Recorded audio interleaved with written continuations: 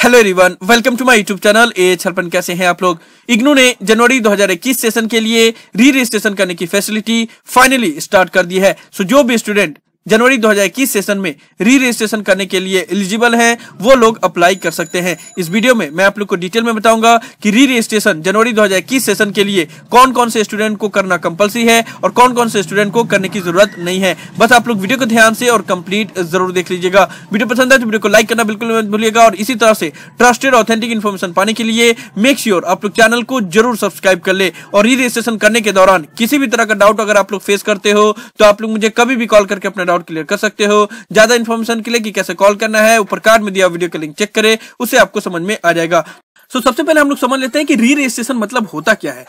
पुराने स्टूडेंट है उनको तो पता है कि री रजिस्ट्रेशन मतलब क्या होता है, जो न्यू स्टूडेंट है वो जान ले। उसके बाद से हम लोग बात करते हैं कि कौन कौन से स्टूडेंट को री रजिस्ट्रेशन इस बार करवाना कंपलसरी है। देखो, री रजिस्ट्रेशन मतलब ये होता है, आप लोग जब पहली बार इग्नू में एडमिशन लेते हो तो वो फ्रेश एडमिशन लिए, ठीक है, फर्स्ट ईयर में लिए। उसके बाद से जब आप सेकेंड ईयर में एडमिशन लोगे तो उसको बोला जाता है री रजिस्ट्रेशन। आपने ऑलरेडी फर्स्ट ईयर में रजिस्ट्रेशन किया है और फिर से सेकेंड ईयर के लिए दोबारा रजिस्ट्रेशन कर रहे हो, इसलिए वहां पे वर्ड यूज होता है री, तो हो गया री रजिस्ट्रेशन। समझ में आया। री रजिस्ट्रेशन करने के लिए आप लोग को इस पोर्टल पे आना होगा जो आप लोग के स्क्रीन के ऊपर नजर आ रहा है। इसका लिंक मैंने डिस्क्रिप्शन में दे दिया है। आज ही से जनवरी 2021 सेशन के लिए री रजिस्ट्रेशन करने की फैसिलिटी को स्टार्ट की गई है और इनिशियली लास्ट डेट 15 जनवरी तक रखा गया है। हालांकि ये डेट एक्सटेंड भी होता है हर बार, बहुत दिनों तक री रजिस्ट्रेशन की फैसिलिटी को कंटिन्यू किया जाता है, लेकिन अभी के लिए फिलहाल 15 जनवरी तक लास्ट डेट रखा गया है। अगर आज से काउंट करोगे आप लोग तो 1.5 मंथ आपके पास टाइम है री रजिस्ट्रेशन करने के लिए। लेकिन री रजिस्ट्रेशन करने में कोई भी जल्दबाजी मत करना। ऐसा नहीं है कि पहले कर दोगे तो कुछ नया फैसिलिटी मिलेगा, बाद में करोगे तो कुछ नुकसान होगा, ऐसा नहीं होता है। री रजिस्ट्रेशन करने से पहले हर एक चीज को अच्छे से समझ लेना, सभी गाइडलाइंस को पढ़ लेना,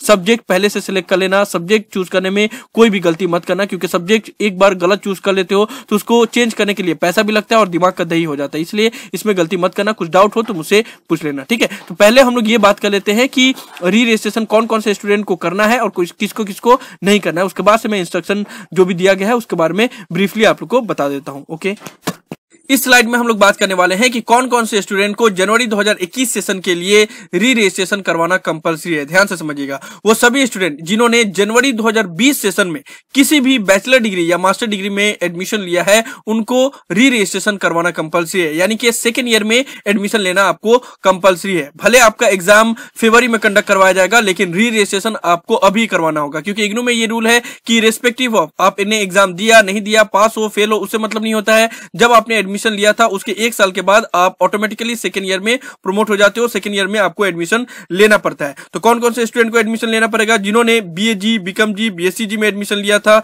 या फिर किसी भी बीए ऑनर्स में एडमिशन लिया था जनवरी 2020 सेशन में, उनको सेकेंड ईयर में, उस वक्त उन्होंने फर्स्ट ईयर में एडमिशन लिया तो अभी आपको सेकेंड ईयर में री रजिस्ट्रेशन करवाना होगा और सेकेंड ईयर में एडमिशन लेना होगा। अगर बीएसडब्ल्यू में एडमिशन लिया, बीटीएस में एडमिशन लिया या फिर मास्टर डिग्री के किसी भी प्रोग्राम में एडमिशन लिया आपने जनवरी 2020 सेशन में, ठीक है, चाहे वो एमईजी हो, एमपीएस हो, एमएसओ हो, एमएचआई हो, एमएचए हो, जो भी मास्टर डिग्री में एडमिशन लिया जो ईयरली साइकिल है, तो आपको री रजिस्ट्रेशन करवाना कंपलसरी है जनवरी 2021 सेशन के लिए। वो सभी बैचलर डिग्री के स्टूडेंट जिन्होंने जनवरी 2020 सेशन में सेकेंड ईयर में एडमिशन करवाया था उनको भी थर्ड ईयर के लिए री रजिस्ट्रेशन करवाना कंपलसरी है। BA, BCom, BSc, BSW, BTS के जितने भी स्टूडेंट हैं जिन्होंने जनवरी 2020 सेशन में सेकेंड ईयर में एडमिशन लिया था उनको थर्ड ईयर में री रजिस्ट्रेशन करवाना कंपलसरी है। यहाँ पे एक और इंपॉर्टेंट बात मैं आप लोगों को बता दूं कि अगर किसी का सर्टिफिकेट प्रोग्राम है, यानी कि 6 मंथ का प्रोग्राम है या डिप्लोमा प्रोग्राम 1 साल का है, तो उनको री रजिस्ट्रेशन करवाने की जरूरत नहीं है, ठीक है। जितने भी सेमेस्टर वाइज के स्टूडेंट है, सेमेस्टर प्रोग्राम के यानी कि बीसीए या एमसीए, उनको 6 मंथ बाद री रजिस्ट्रेशन करवाना पड़ता है और जो भी ईयरली साइकिल के स्टूडेंट है उनको 1-1 साल के बाद री रजिस्ट्रेशन करवाना पड़ता है। तो ये चीज आप लोग देख लेना कि आपका सेमेस्टर वाइज है या आपका ईयरली साइकिल है, ठीक है। और लास्ट में वो सभी स्टूडेंट जिनको जुलाई 2020 सेशन के लिए री रजिस्ट्रेशन करवाना था लेकिन किसी भी कारणवश अगर वो री रजिस्ट्रेशन नहीं करवा पाए हों, चाहे कोई भी रीजन हो सकता है, चाहे वो भूल गए हों या उनको नहीं पता होगा, तब भी वो लोग जनवरी 2021 सेशन में री रजिस्ट्रेशन करवा सकते हैं। बस शर्त यही रहेगा कि आपका 6 मंथ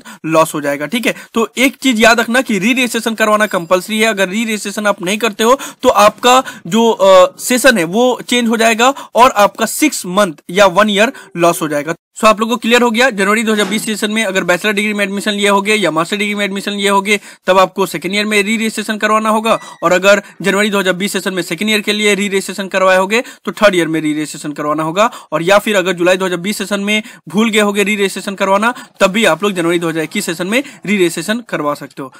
अब हम लोग जल्दी जल्दी इंस्ट्रक्शन को पढ़ लेते हैं। देखो ये जो पोर्टल बनाया गया ना, ये एकदम न्यू पोर्टल है। जुलाई 2020 सेशन में ही इसको स्टार्ट किया गया था, इसलिए जो भी स्टूडेंट जनवरी 2021 सेशन के लिए री रजिस्ट्रेशन करवाएंगे उनको पहले न्यू रजिस्ट्रेशन के ऊपर क्लिक करना होगा, खुद को रजिस्टर करना होगा इस पोर्टल पे, उसके बाद से ही फिर वो री रजिस्ट्रेशन कर पाएंगे। ठीक है, कैसे करना है वो सभी चीज के ऊपर मैं अभी कुछ ही दिनों के अंदर में वीडियो बना दूंगा, जिसमें आप लोग को स्टेप बाय स्टेप पता चल जाएगा कि कैसे कैसे री रजिस्ट्रेशन करना है और कैसे कैसे सब्जेक्ट सेलेक्ट करना है। तो वो देख लेना, उसके बाद से आप आराम से कर सकते हो ताकि आपको कोई भी दुश्वारी ना हो। ठीक है, 2 नंबर पॉइंट में वही बात लिखा गया है जो मैंने आप लोग को बताया कुछ देर पहले कि सब्जेक्ट सही से सिलेक्ट करना, उसमें कोई गलती मत करना, क्योंकि बाद में सब्जेक्ट चेंज करने में बहुत डिफिकल्टीज होता है।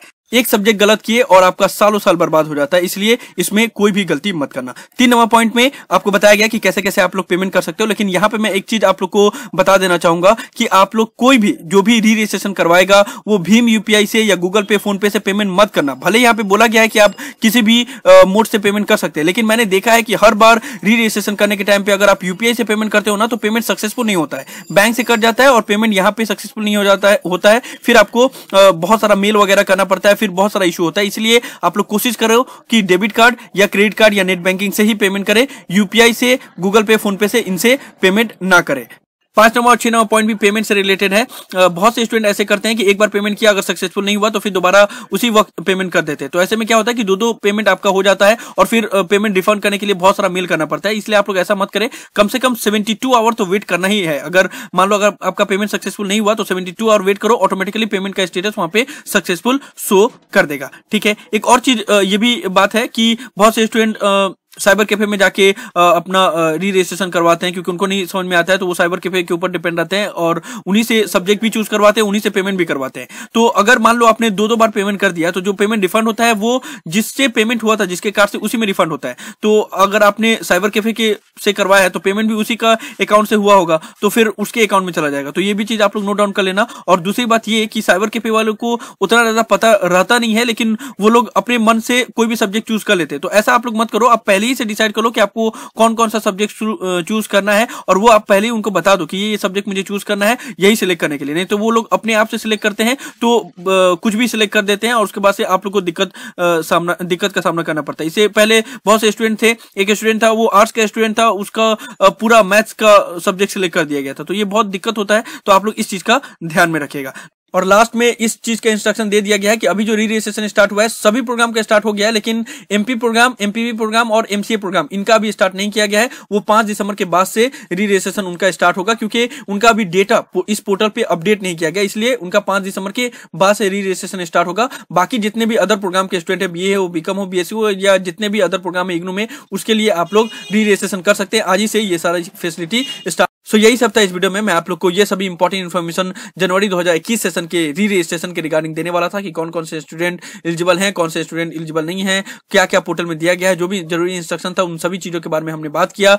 मुझे उम्मीद है कि आप लोग को वीडियो पसंद आया होगा, इसलिए वीडियो को लाइक जरूर कर दे, सभी फ्रेंड के साथ शेयर करें ताकि उनको भी री रजिस्ट्रेशन के रिगार्डिंग सभी इंपॉर्टेंट डिटेल पता चल जाए। किसी भी तरह के डाउट के लिए आप लोग नीचे कमेंट बॉक्स में लिख सकते हैं या मुझे डायरेक्टली कॉल करके भी अपना डाउट क्लियर कर सकते हो। अगर आप लोग चाहें तो एच चैनल को सपोर्ट भी कर सकते हो, उसके लिए भी इंस्टा मोजो का डायरेक्ट लिंक डिस्क्रिप्शन में दिया हुआ है। साथ ही साथ सभी सोशल मीडिया प्लेटफॉर्म पे मैं अवेलेबल हूं, सभी का लिंक डिस्क्रिप्शन में दिया हुआ है, वहां पे भी आप लोग मुझे फॉलो कर सकते हो। So thank you so much for watching this video.